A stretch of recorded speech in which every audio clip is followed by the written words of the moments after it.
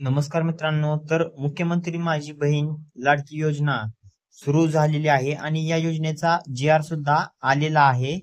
तर या योजनेअंतर्गत महिला व मुलींना महिन्याला 1,500 रुपये जे आहेत तर ते मिळणार आहेत, त्यांच्या खात्यात जमा होणार आहेत. तर या योजनेसाठी अर्ज कसा करायचा, कोणती कागदपत्रे लागणार आहेत, पात्रता तसेच अटी शर्ती कोणत्या आहेत, तर त्याबद्दलची संपूर्ण माहिती आपण या व्हिडिओमध्ये पाहूयात. तर त्यासाठी व्हिडिओ शेवटपर्यंत पहा. चॅनल पर्यंत असाल तर चॅनलला सबस्क्राईब करून ठेवा अशाच माहितीसाठी.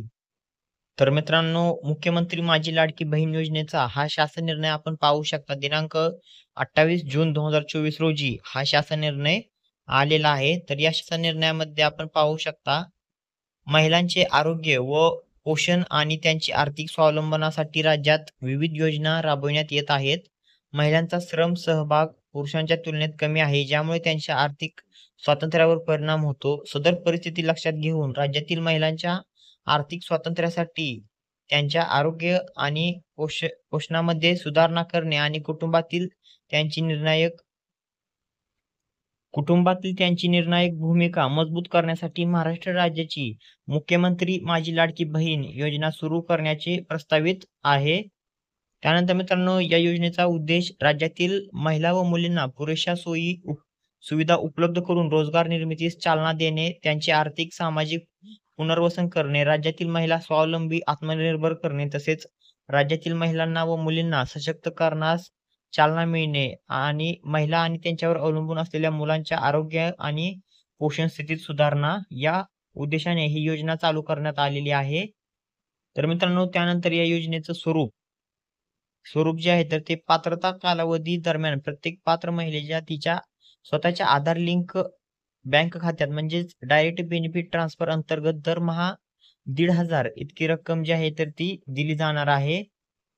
त्यानंतर या योजनेचे लाभार्थी जे आहेत तर ते 21 ते 60 या वर्ष वयोगटातील विवाहित, विधवा, घटस्फोटित, परित्यक्त्या आणि निराधार महिला असणार आहेत.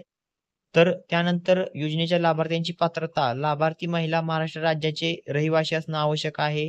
राज्यातील विवाहित, विधवा, घटस्फोटित, परित्यक्त्या आणि निराधार महिला यासाठी पात्र असणार आहे. त्यानंतर किमान वयाची 21 वर्ष पूर्ण व कमाल 60 वर्ष पूर्ण होईपर्यंत पात्रता असणार आहे. त्यानंतर सदर योजनेअंतर्गत लाभ घेण्यासाठी अर्ज करणाऱ्या लाभार्थ्याचे बँक खाते असणे आवश्यक आहे.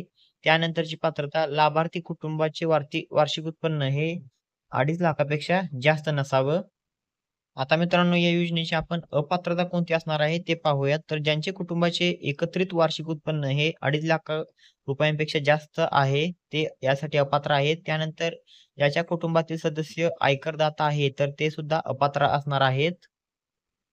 त्यानंतर ज्यांच्या कुटुंबातील सदस्य नियमित, कायम कर्मचारी किंवा कंत्राटी कर्मचारी म्हणून सरकारी विभाग, उपक्रम, मंडळ, भारत सरकार किंवा राज्य सरकारच्या स्थानिक संस्थेमध्ये कार्यरत आहेत किंवा सेवानिवृत्तीनंतर निवृत्तीवेतन घेत आहेत, परंतु बाह्य यंत्रणाद्वारे कार्यरत असलेले तथा स्वयंसेवी कामगार आणि कर्मचारी कर्मचारी जे आहेत तर ते अपात्र ठरणार नाहीत.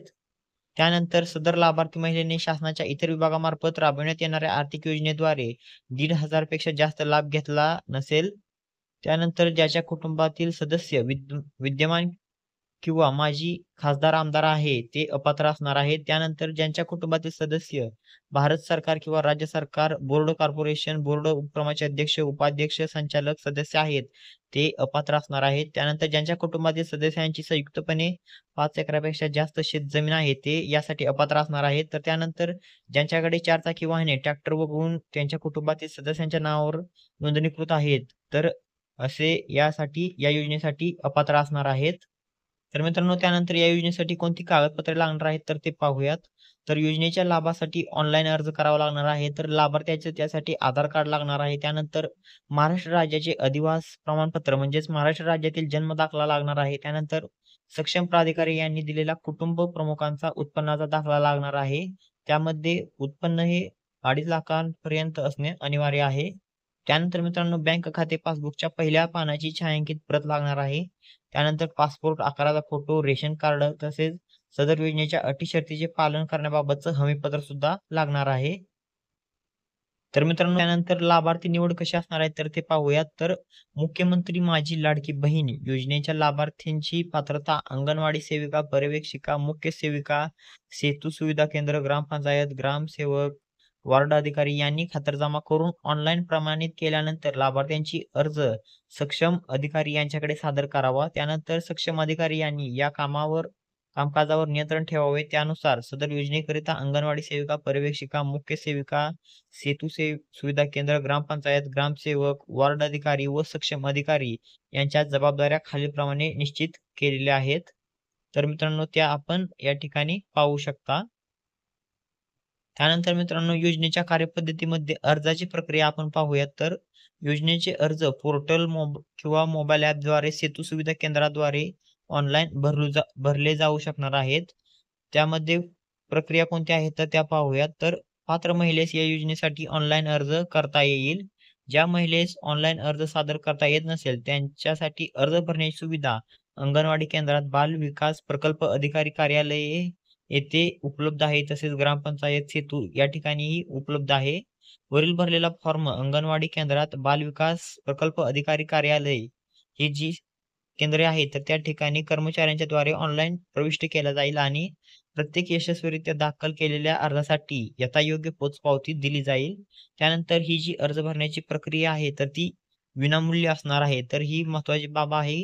तर ही प्रक्रिया विनामूल्य आहे. कोणतंही मूल्य आकारण्यात येणार नाही. त्यानंतर अर्जदार महिलेने स्वतः उपरोक्त ठिकाणी उपस्थित राहणे आवश्यक असेल जेणेकरून तिचा थेट फोटो काढता येईल आणि ई-के-वाय-सी सुद्धा करता येईल. यासाठी महिलेने खालील माहिती आणणे आवश्यक आहे. कुटुंबाचे पूर्ण ओळखपत्र म्हणजेच रेशन कार्ड आणि स्वतःचे आधार कार्ड गरजेचं आहे.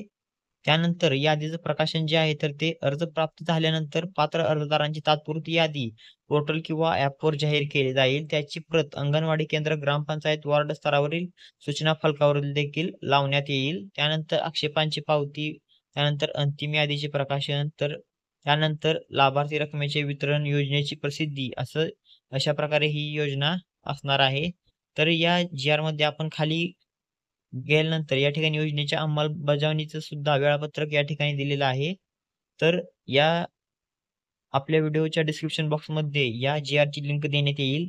तिथून आपण हा जी-आर पाहू शकता किंवा आपल्या टेलिग्राम चॅनलवर सुद्धा हा जी-आर पाठवण्यात येईल. त्या ठिकाणाहून आपण हा जी-आर पाहून ही जी अंमलबजावण्याची मर्यादा आहे म्हणजेच वेळ दिलेली आहे अर्ज प्राप्त करण्याची सुरुवात, त्यानंतर अर्ज प्राप्त करण्याचा शेवटचा दिनांक, तर ही जी माहिती आहे तर ती आपण वाचून घ्या.